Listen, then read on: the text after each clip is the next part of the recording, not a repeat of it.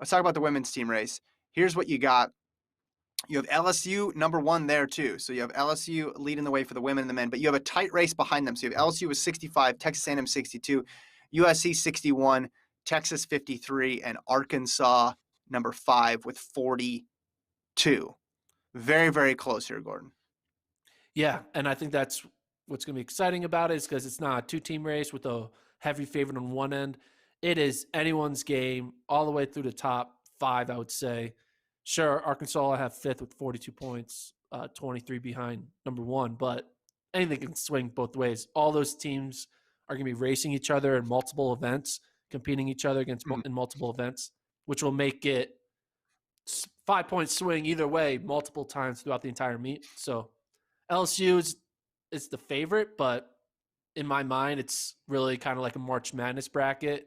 Any upset would be able to happen in my mind. So, but I think the national champion is going to be either LSU, A&M, USC, Texas, or Arkansas, with the early betting line favorites on LSU, but not by much.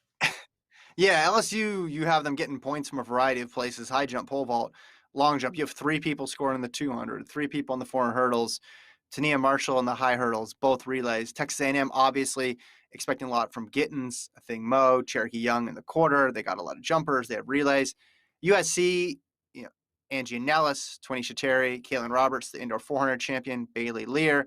Anna Cockrell is back, the hurdler. They got both relays. Texas, Tara Davis, Kennedy Flannel. They got a couple people in the 400. And then Chanel Brissett, the USC transfer, you have her ranked number 1 in the high hurdle. So if she hadn't transferred and you kept her in that number 1 spot, USC would probably be the number 1 ranked team here. Yeah. Instead, she puts Texas in the mix.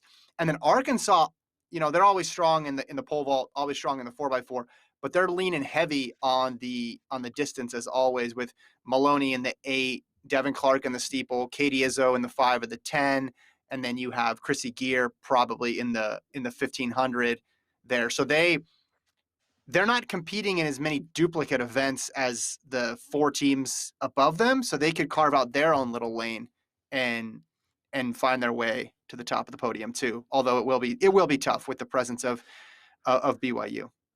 Yeah, the thing about races. Arkansas is that they won a lot of indoor races, or did place well in indoor, because there was no Stanford runners. There was no Mercy Chalenga. There were a lot of good distance runners who just weren't there. So Arkansas was able to take advantage of that.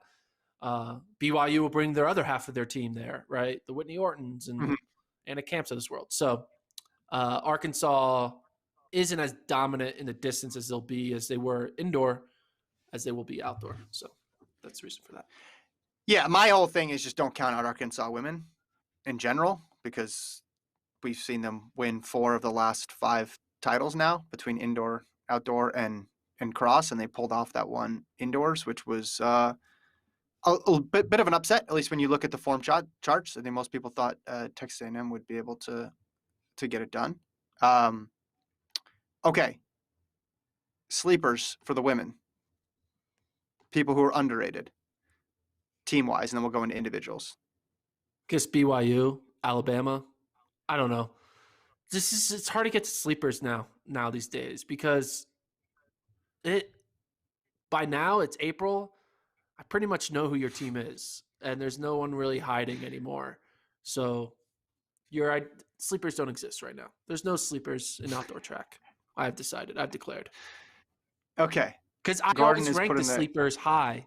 I rank the sleepers high because I'm like, I see you hiding in the wings, but I don't ignore anyone. So there's no such thing as sleepers. This is the true ranking. No one surprises me. Especially Dylan, now that we've had multiple 2021 outdoor marks. Yeah. To your point, Dylan in the chat said Arkansas had Gear, Thompson, and Villion go 5, 6, 7 to BYU. I believe he's talking about at the Hayward Premier meet. Is that correct?